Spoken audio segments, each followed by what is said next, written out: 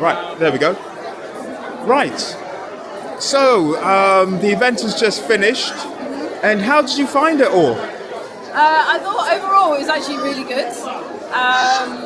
Every new talk, there was something else, and I think they just kept getting better and better. I feel like really inspired and feeling slightly empowered as well. Like the speech that I forget everybody's name, but I think her name's Charmaine Simpson. Yes. Yeah. So I didn't realise I already follow her on LinkedIn. But when she was talking about couples, like successful black couples, it made me realise that even though I know the men, I never once thought about the women, the wives, the partners. Oh wow. The ones that, like the saying goes, like every successful man, behind every successful man there's a successful woman. Yeah. She brought that to light. There were couples who I never thought about the women at all. And that made me feel inspired and also feeling like a relationship can really like move grounds, like move the world. It may not necessarily be on that level, like moving the whole world, but it can move your world. Yeah. And that I found really inspiring and empowering. Wow. Okay. Yes.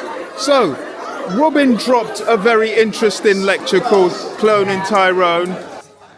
Here's the big issue.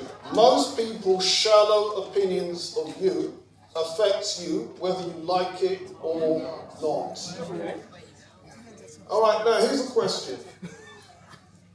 Would you like to know what your true value or ranking is? Now I said optional because I know this is going to bring pain, and if you want me to move on, I'm quite happy to move on.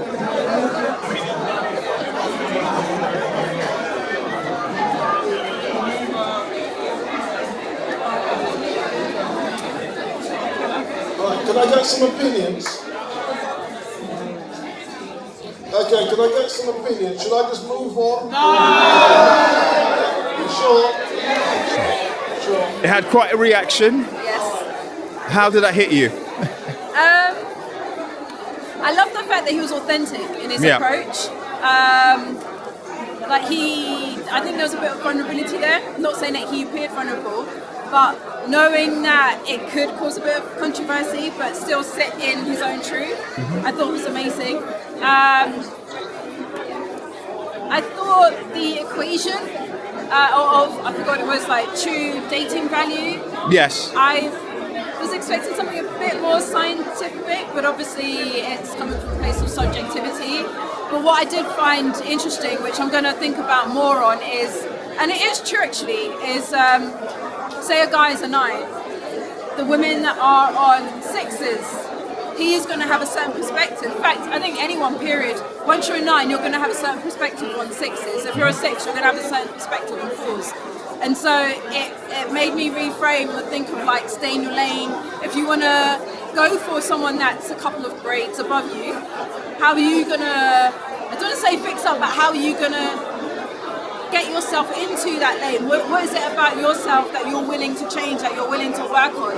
So for me, that was kind of like a wake-up call, things I'm already slightly conscious of, but hearing it from that angle, like it wasn't, I guess it was like facts kind of presented as facts. It wasn't like sugar-coated, like you see a lot on like social media, not that they are experts at all, but even from those experts, when they talk about self-love, which is important, but it comes with a level of depth. And I think it's that depth, that's the foundation that you really need to underpin. And I think sometimes you just need to strip away all that fluff, get real, make it visceral. That's one thing that I will definitely credit Robin for, is he made it visceral. People felt what he was saying. It made them uncomfortable to the point where you can't just be like, yeah, all flowers and roses and Valentine's Day. It's got to be like, let's keep it real. Like, what is it about myself that I need to change? What things are uncomfortable that I need to make myself aware of? Like I'm rolling, not me personally, but I'm just saying someone might be rolling with this guy that's a 9 when they're a 6. Yeah. It makes you think, actually, you know what? That makes sense why he's not being, I don't know, as compassionate towards me. This is why he's behaving a certain way. Obviously, there's a million and one other reasons, but it could be that maybe he's not seeing you in that way. So yeah, like makes you have to think. I know people here were laughing Yes. because there is that kind of comical side, but I think some of that laughter was coming out of some pain that they could probably connect to. He was But hitting some buttons. yeah, Yes. rather than cry about it, because obviously we're around others, you just kind of. So I think it's kind of like a nervous laughter, but I'm sure that so many people are going to go home and be like, do you know what? I think that Robin said, I can actually relate. Yeah. Yeah. I think it's one of those things that you have to digest. It's kind of like, oh, that was a bit cold, that was a bit raw, but there's a lot of nuggets in there. Yes, absolutely. So, yeah. Absolutely. Yes. And can I ask you, the theme of this event is Black Love. What does Black Love mean to you? That's a question and a half. Because I had to think about it when I heard you ask somebody else. Because I'm like, I know that question's coming my way. Yeah. Okay, so I would answer it like, before today, I just said love is love. And so I would say like love is about connection, it's about understanding, it's about understanding yourself, acceptance. Yeah. It's about, I don't want to say compromise, but it's about meeting each other's needs. But when you're saying black love, to me it's like, okay, well what makes it black? And I think for me that hinges on community and value. Yes. And an understanding of who we are as a people. And that's what makes it unique. There are some things I remember things and I don't remember who said it, but somebody said something like spotting couples in public and the difference between blended couples, i.e.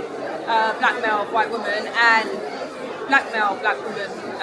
And when we're in public, you know, the black couples aren't being, I guess, as tactile, as show much affection.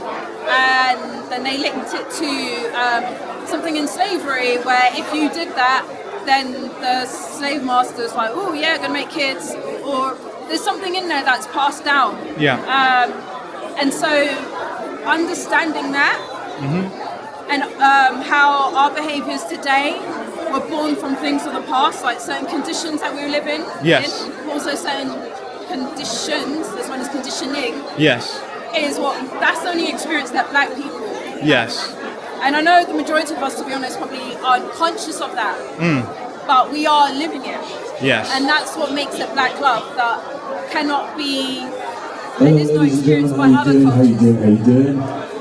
Yes. Yeah, he just ruined it. Yeah. Yeah, that's what it means to me. Okay. Thank you very much. Appreciate it. Okay. Yeah. Right, so